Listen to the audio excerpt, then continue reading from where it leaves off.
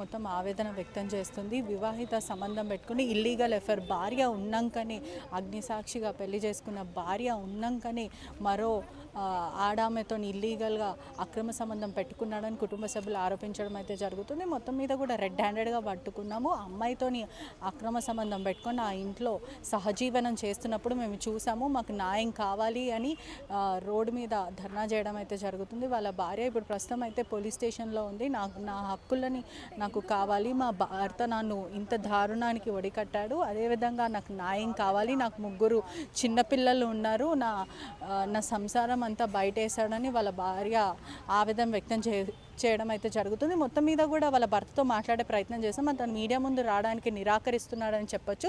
భర్త వర్జన్ వచ్చేసి భార్య వేధింపులకి గురి చేస్తుంది, భార్య బాధితుని నేను అని గతంలో కూడా ఒక వీడియో రిలీజ్ చేయడం అయితే జరిగింది. మీడియా ముఖంగా కూడా నేను చనిపోతున్నాను, ఈ జీవితం నాకు వద్దు, భార్య నన్ను చాలా అబ్యూస్ చేస్తుంది, చాలా హరాస్మెంట్కి పాల్పడుతుంది, నా దగ్గర ఉన్న 60 తులాల బంగారము, 2 కారు, అదేవిధంగా కార్స్ తీసుకోవడం జరిగింది, ఐఫోన్ ఇవన్నీ కూడా లాక్కుని నా దగ్గర ఉన్న ఆస్తి అంతా తీసుకుంది, నన్ను రోడ్డు మీద నించోబెట్టింది, గత్యంతరం లేక నేను ఇంకో మహిళతో ఉంటున్నాను, దాన్ని తప్పుబట్టి ఇది కోర్టులో కూడా కేసు నడుస్తున్నప్పటికీ కూడా నా మీద దాడికి ప్రయత్నిస్తున్నారు, ఖచ్చితంగా నాకు న్యాయం కావాలని భర్త కూడా చెప్పడం జరుగుతుంది. మరోవైపు భార్య మాత్రము ఏదైతే కట్టుకున్న భార్య ఉన్నాక కూడా అక్రమంగా ఇంకొక మహిళతో ఉండడం నేను తట్టుకోలేకపోతున్నాను, భార్య ఆవేదన వ్యక్తం చేయడం జరుగుతుంది. భార్య మెర్సీ కంప్లైంట్ ఇవ్వడం అయితే జరిగింది. మా భర్తకు ఇల్లీగల్ అఫైర్స్ ఉన్నాయని తను ఆరోపించడం జరిగింది. రెడ్ హ్యాండెడ్గా నా భర్తను పట్టుకున్నాను అన్నారు. నవీన్ కుమార్ మనతో పాటు ఉన్నారు, ఒకసారి మాట్లాడదాం. గతంలో కూడా మీరు ఒక వీడియో రిలీజ్ చేయడం జరిగింది, నేను సూసైడ్ చేసుకుంటున్నాను, భార్య బాధితుడిని నేను అని చెప్పడం జరిగింది. ఈరోజు మీ భార్య మిమ్మల్ని రెడ్ హ్యాండెడ్గా పట్టుకున్నా అని చెప్పి పోలీస్ స్టేషన్ సమక్షంలో ఇప్పుడు ఇక్కడ నించడం జరిగింది. మీరేమంటారు దాని మీద? నేను ఉంటున్న ఇంటికి వచ్చి నన్ను అటాక్ చేసి నా ఫర్నిచర్ డ్యామేజ్ చేశారండి. అలాగే నా కార్ లాక్కొని వెళ్ళారు, నా ఐఫోన్ లాక్కొని వెళ్ళారు, నా బైక్ లాక్కొని వెళ్ళారు. అక్కడికి వచ్చేసి నన్ను ఆ అమ్మాయిని కొట్టడం జరిగింది. మా పైన కారం జల్లి కళ్ళల్లో మమ్మల్ని రాడ్లతో కొట్టారు ఇందాక. అలాగే ఈ దగ్గర 10 నుంచి 15 మంది మా మీదకి అటాక్ చేశారు. నేను యాక్చువల్లీ చెప్పాలంటే నేను అక్కడ ఉండడం, నా వర్క్ చేసుకోవడం మాత్రమే ఉంటున్నాను, దానికి మించి ఏం లేదు. నా భార్య నన్ను 15 సంవత్సరాల నుంచి టార్చర్ పెట్టడమే జరిగింది. తను క్రిస్టియన్ అని, నన్ను హిందూ అని చెప్పి నేను ఇంట్లో పూజలు చేస్తుంటే దేవుడిని బయట వేసేసింది ఇంట్లో నుంచి. అండ్ అట్లాగే తనకి 2015లో ఒక అఫైర్ ఉంటే కూడా నేను దాన్ని బయట పెట్టలేదు. ప్రేమ అని ఒక అబ్బాయితో వెళ్ళింది, నా 2 పిల్లలు ఉన్నప్పుడు కూడా. అప్పుడు కూడా నేను బయట పెట్టలేదు, ఎందుకంటే నా పరువు పోతుందని చెప్పి నేను బయట పెట్టలేదు. ఇప్పుడు కూడా తనకి వేరే అఫైర్స్ ఉన్నాయి, దాని గురించి అని నన్ను ఈ అమ్మాయితో అఫైర్ ఉందని చెప్పి నన్ను బయటికి రూమర్ స్ప్రెడ్ చేయడమే కానీ ఈ అమ్మాయితో నాకు ఎటువంటి సంబంధం లేదండి. గతంలో మీ వైఫ్కి అఫైర్స్ ఉన్నాయని మీరు చెప్తున్నారు, అప్పుడు ఎందుకని మీరు పోలీసులను ఆశ్రయించలేదు? లేకపోతే తన మీద ఇవన్నీ ఇప్పుడు చెప్తున్నారు, ఇవి రూమర్సా లేకపోతే నిజంగానే అఫైర్ ఉన్నప్పుడు మీరు ఎందుకు కంప్లైంట్ ఇవ్వలేకపోయారు? అప్పుడు అబ్బాయిని అండ్ ఈ అమ్మాయిని కూడా రెడ్ హ్యాండెడ్గా పట్టుకొని ఇంట్లోకి తీసుకొచ్చి వాళ్ళ రిలేటివ్స్ అండ్ నేను కూడా కొట్టడం జరిగింది. అబ్బాయిని కూడా పంపించేసాం. అప్పుడు నేను ఎందుకు పెట్టలేదు అంటే, జనరల్గా భర్త బయటికి వెళ్ళి భార్య పేరు చెప్తే నా పరువు పోతుంది, నా భార్యను బయట వేసుకున్నట్టు ఉంటుందని చెప్పి నేను చేయలేదండి. దానికి మించి ఏం లేదు తప్పించి అఫైర్ అయితే వాస్తవం. మీరు కాలనీలో వచ్చి ఎవరినైనా అడగండి, 2015లో ఏం జరిగింది, మెర్సీ ఏంజల్ ఎవరితో దొరికింది అని చెప్పి మీరు ఎవరినైనా అడగండి. అండ్ ఇప్పుడు కూడా స్టిల్ నేను మొన్న ఇంటికి వెళ్ళినప్పుడు కూడా ఒకసారి నన్ను పిలిస్తే నేను ఇంటికి వెళ్ళినప్పుడు కూడా నా ముందరే ఫోన్లోకి వెళ్ళి చాట్స్ డిలీట్ చేయడం, కాల్ లాగ్స్ డిలీట్ చేయడం, ఏందని అడిగితే నీకెందుకు అని అనడం, ఓకే, నా ప్రమేయం లేకుండా లోన్స్ తీసుకోవడము, బయటికి వెళ్ళి చేయడం, ఇవన్నీ జరుగుతున్నాయి. సరే, అప్పటికి నేను ఏమనట్లేదు. ఈ విధంగా ఇప్పుడు మీ భార్య చెప్తుంది కదా, ఇప్పుడు మీ భార్య చెప్తుంది రెడ్ హ్యాండెడ్గా నేను ఆ మహిళతో పట్టుకున్నాను, అసలు ఆ మహిళ ఎవరు, తను ఎవరు, మీకు ఆ మహిళకి ఎటువంటి సంబంధం ఉంది?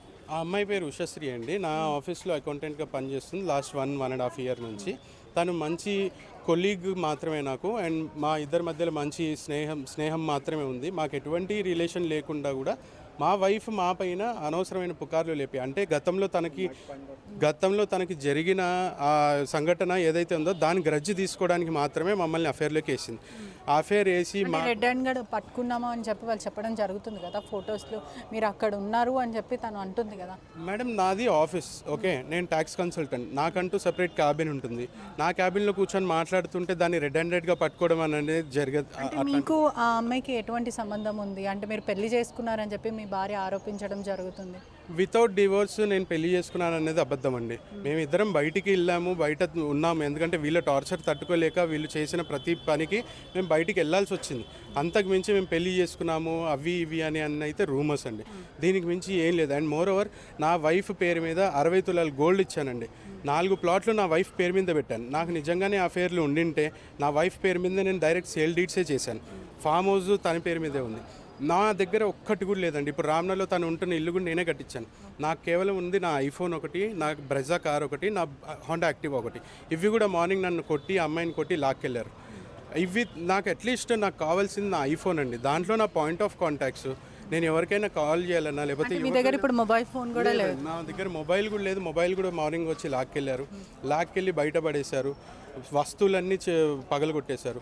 దానికి మించి ఇంకా నన్ను ఇంకెంత రోడ్డుకి లాగుతారో నాకు తెలియదండి. అంటే మీ భార్య కన్సర్న్ ఏంటి అని అంటే, అగ్ని సాక్షిగా పెళ్లి చేసుకున్న నేను ఉన్నాక కూడా ఇల్లీగల్ ఎఫ్ఐఆర్ ఎలా పెట్టుకుంటాడు అని మీ భార్య క్వశ్చన్ చేయడం జరుగుతుంది. అయితే నేను దీనికి ఒకటే అండి, 2015లో ప్రేమ్ అనే అబ్బాయి ఎవరైతే ఉన్నారో, మరి అగ్ని సాక్షిగా నేను పెళ్లి చేసుకున్నప్పుడు నీకు 2 పిల్లలు ఉన్నప్పుడు నువ్వెందుకు వెళ్ళావు?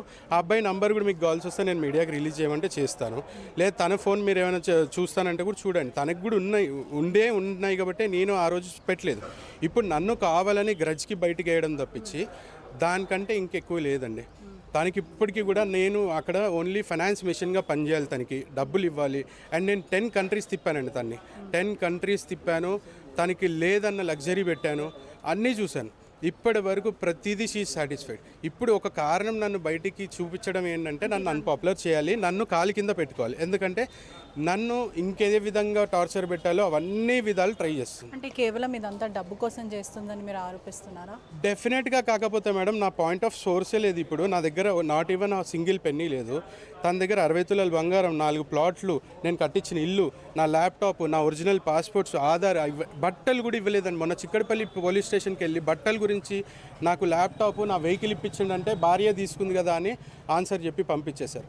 నాకు ఇప్పుడు బతకడానికి కేవలంగా నేను ఇప్పుడు ఉంటున్న ఇంట్లో ఒక సిస్టమ్ పెట్టుకున్నాను. అక్కడ నుంచే మేము పని చేసుకుంటున్నాం. అది పగలగొట్టారు. ఇప్పుడు నాకు బయటికి వెళ్ళడానికి కూడా డబ్బులు లేవు.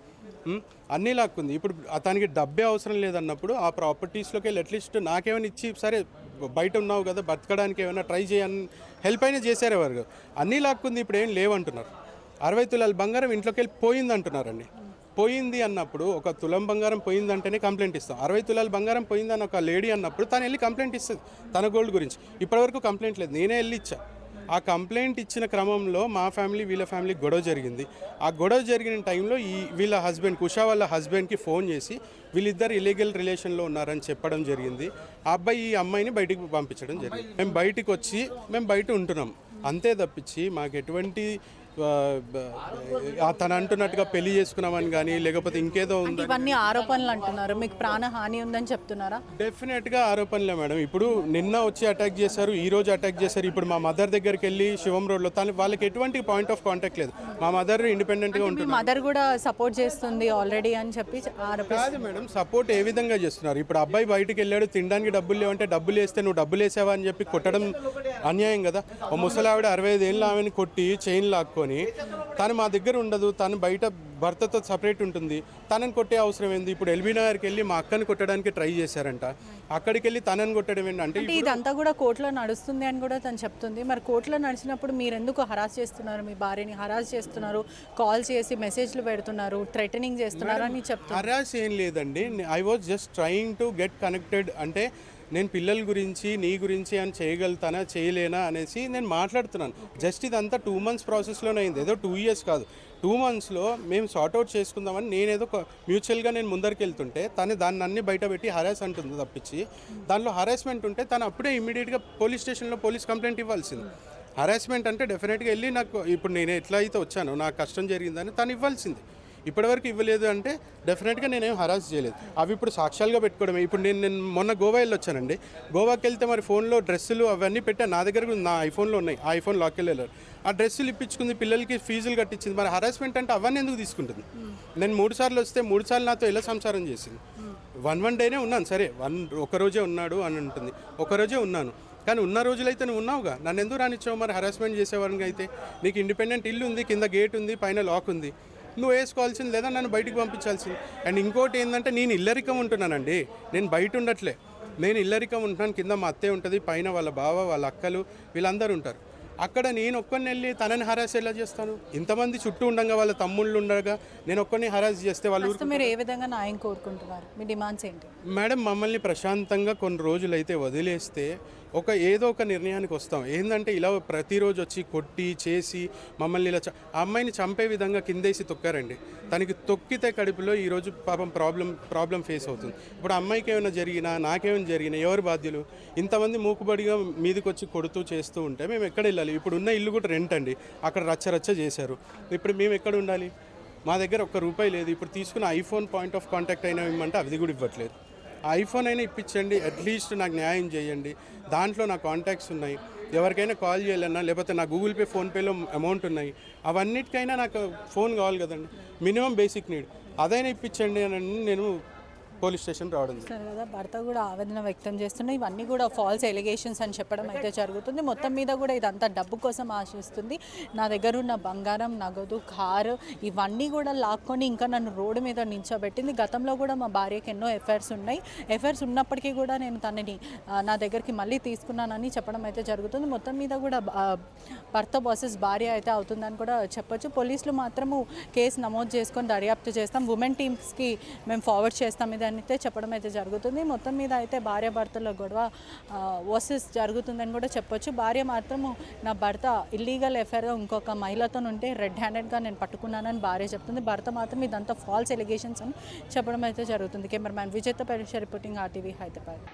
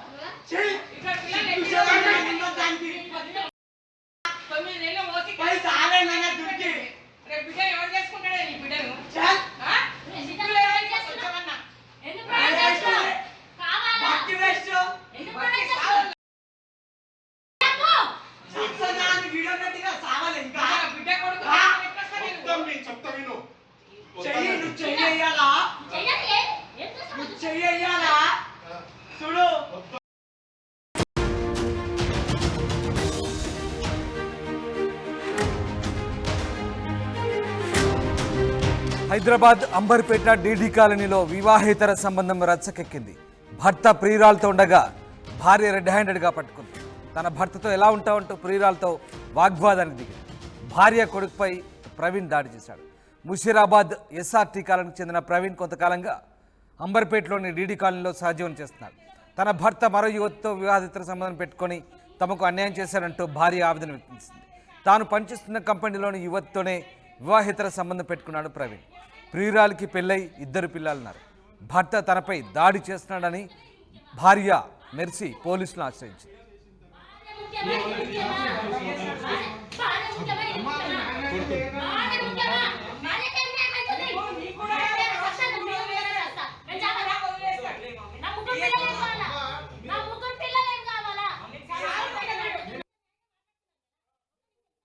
సరే ఎవరు తెస్తారన్నది కాదు.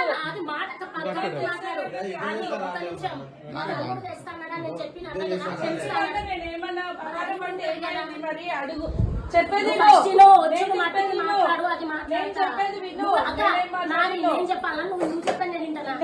నాతో నువ్వు ఏం మాట్లాడినావు చెప్పాలి కదా. అది ఏమైందో నీకేం తెలుసు? నీ తమ్ముడి వర్షం వింటున్నావు, మరి నాతో ఏం మాట్లాడింది? అరే నాతో నువ్వు మాట్లాడిందని చెప్పండి అదే ఫస్ట్. first నేను చెప్పింది నువ్వే విను కదా.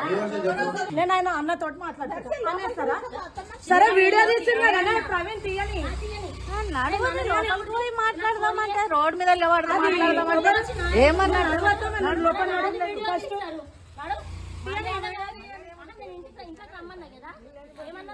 DD colony